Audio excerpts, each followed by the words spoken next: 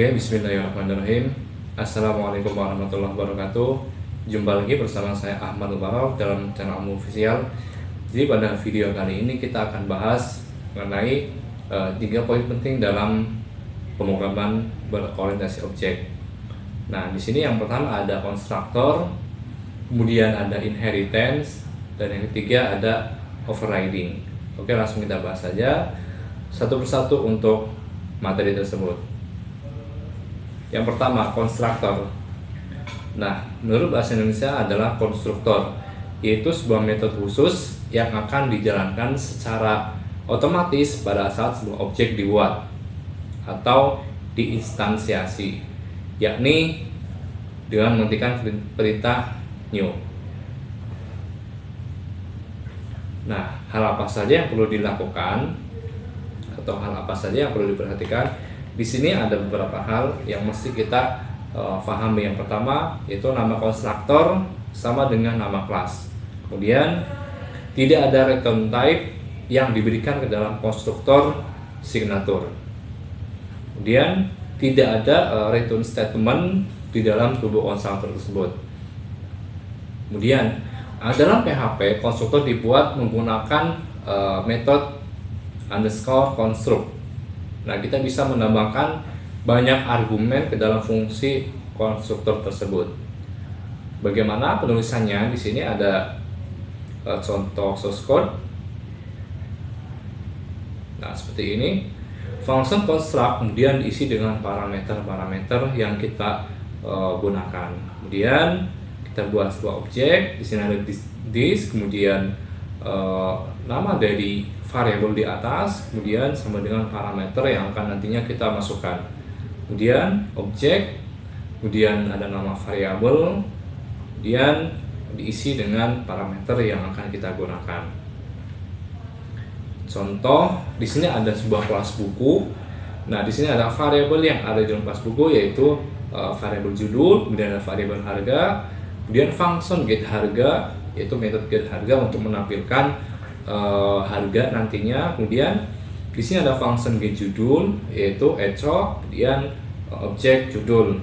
Nah, kemudian function construct. Nah, di sini dituliskan fungsi spesial construct di dalam kelas buku. Di sini ada function construct, kemudian parameter 1, parameter 2, yaitu parameter yang nantinya akan kita gunakan. Nah, metode set harga di sini dan set judul sudah tidak diperlukan lagi.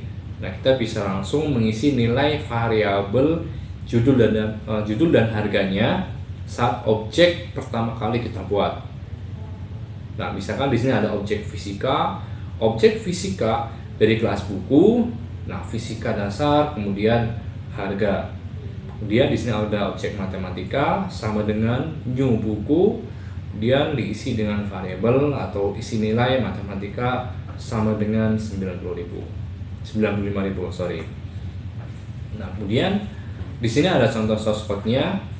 Nah, fungsi spesial construct di dalam kelas buku. Di sini ada function construct, kemudian parameter 1, parameter 2, kemudian panggil objeknya this, kemudian nama variabel, kemudian isi variabelnya. Kemudian di sini ada objek fisika. Fisika diambil dari kelas buku, kemudian di sini ada nilai dari variabel yang kita masukkan. Begitu halnya dengan objek matematika. Kemudian panggil objek tersebut, gitu kan? Di sini ada objek fisika, kemudian tuliskan fungsinya apa.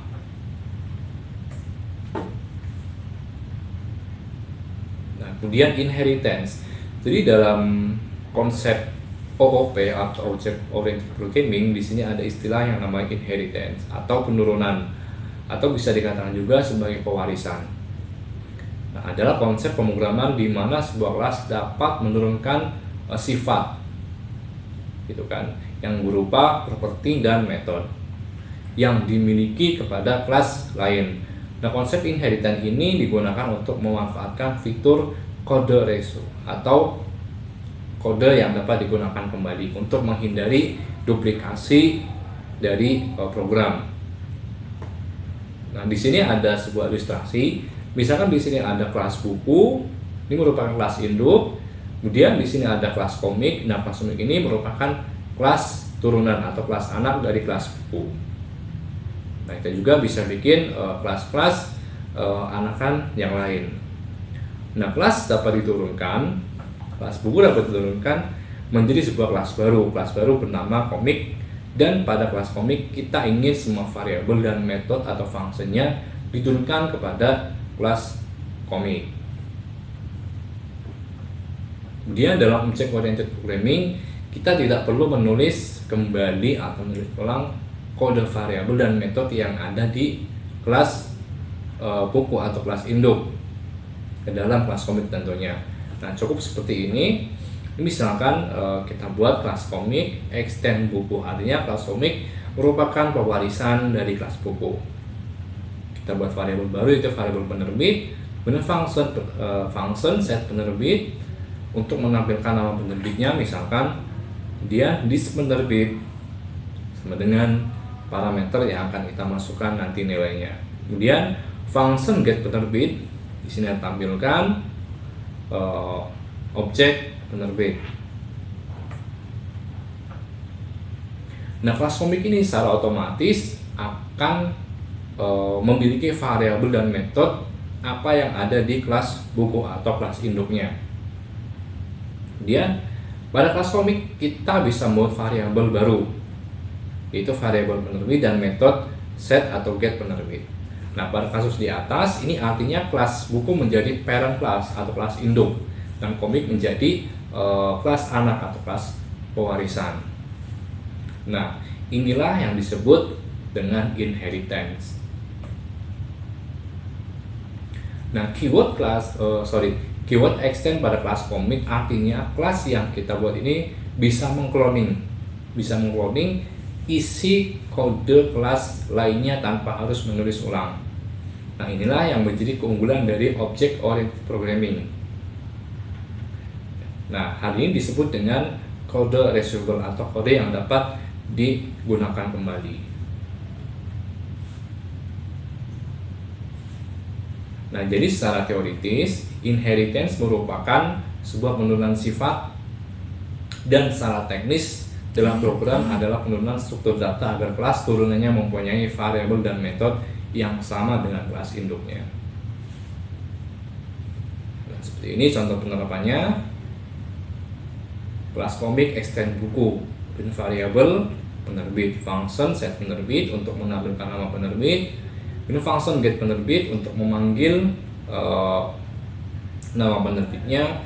Kemudian di sini kita masukkan fungsi special construct yang bisa kita isi tiga parameter sekaligus, yaitu parameter 2 dari kelas induk, kemudian 1 dari parameter kelas pewarisan atau kelas anak. Nah, untuk menggunakannya gitu kan di dalam kelas komik, kita bisa membuat sebuah objek baru. Misalkan di sini komik jenaka, new komik. Artinya objek komik jenaka berada di kelas komik. Kemudian kita masukkan di sini ada judul buku, kemudian ada harga buku, kemudian di sini ada penerbit. Nah, penerbit ini diambil dari function atau variabel yang ada di kelas komik. Kemudian judul buku dan harganya kita ambil dari parent class atau kelas induk. Untuk memanggil seperti ini, komik jenaka get penerbit. Oke, overriding.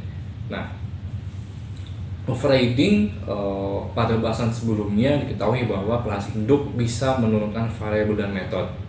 Nah, kemudian bagaimana jika membuat metode dengan nama yang sama atau kan antara kelas parent dan kelas induk?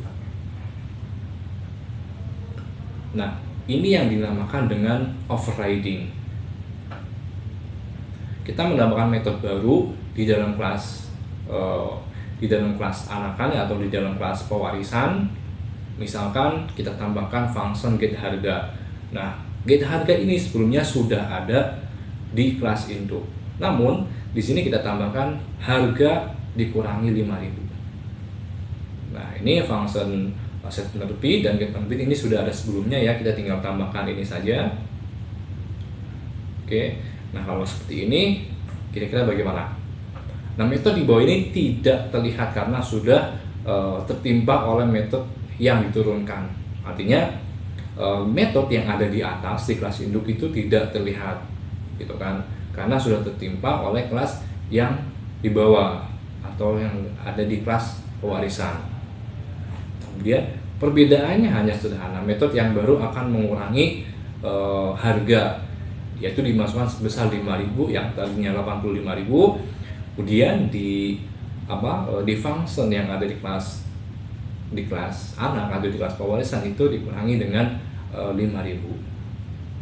Kemudian untuk memanggilnya kita buat objek baru, di sini ada komik Janaka, new komik Shizuki 80.000 sama dengan komik Shizuki untuk judul bukunya, dia 85.000 untuk harganya, dan Suki adalah pengarangnya. Bagaimana untuk memanggil metode tersebut? Seperti biasa, di sini ada komik Janaka, kemudian panggil functionnya. Nah, hasil yang dihasilkan adalah segini. Kenapa 80.000?